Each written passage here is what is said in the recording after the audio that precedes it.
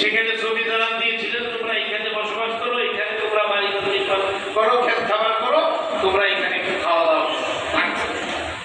ওই সময় এই সুন্দর লোকগুলো সেখানে গেছে, সারা বাংলাদেশ থেকে গেছে বিভিন্ন এলাকায়।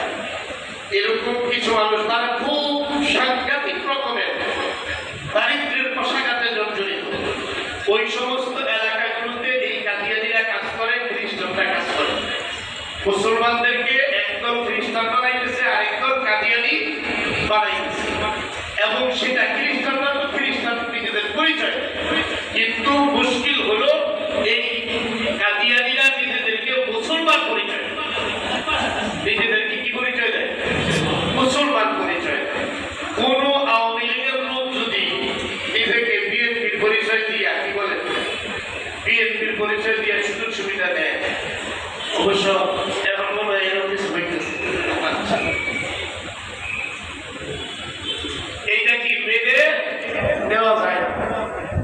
আবার কোন আওয়ামী লীগের কোন বিএনপির লোক যদি আওয়ামী লীগের পরিচয় দিয়া বোঝার জন্য বলছি সুযোগ সুবিধা নেয়, এটাও কি মেনে নেওয়া যায়? ঠিক না? কারণ আপনি আওয়ামী লীগ করতে হইলে, শহীদ প্রেসিডেন্ট, বিএনপি করতে হইলে শহীদ প্রেসিডেন্ট জিয়াউর রহমানকে স্বাধীনতার ঘোষক এইটা বাদ দেয়া, এরপরে কি কইরা শপথ কইরা এরপরে এখানে ঢুকতে। আবার যদি কেউ আওয়ামী লীগ আগে যারা করছেন বঙ্গবন্ধুকে জাতির জনক মাইনা শপথ কইরা এরপরে কি করতে হয়? আওয়ামী লীগ করতে হয়। এখন যদি বিএনপি দুইটা আওয়ামী লীগের কাজ করে, আওয়ামী লীগ দুইটা বিএনপির কাজ করে, তাহলে এইটা যেমন দল মানবে না, আবার জনগণ এটা মানবে না, ঠিক কিনা? এখন ওরা যদি ওদের নাম দিয়ে কাজ করতো কোনো সমস্যা ছিল না। ওরা মুসলমানদের আমাদের নাম ব্যবহার কইরা আমাদের স্মরণ করা মুসলমানদেরকে কি করতেছে? কাদিয়ানী বানায় ফেলতেছে, কাদিয়ানীতে দীক্ষিত করতেছে। এই যে অসংখ্য মুসলমান কাফের হয়ে যাচ্ছে, তারা নিজেরা বুঝতেও পারতেছে না।